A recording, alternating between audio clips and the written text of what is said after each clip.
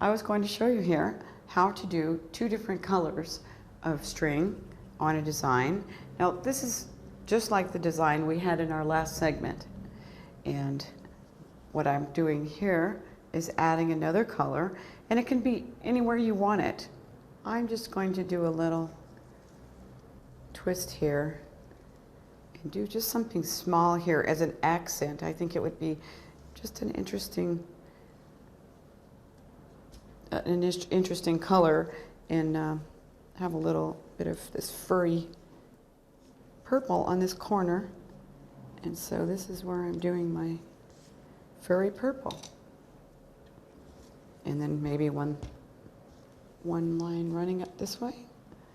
No, I don't think I like the one going up. I think I'll just leave my purple down below. Now, there are so many different ways you can make your design and so many mixing and matching. It's all up to you. This is the last time you'll be seeing me using this purple furry stuff. If you watch our next segment, I'm probably just going to show you one more thing that's just something to keep in mind.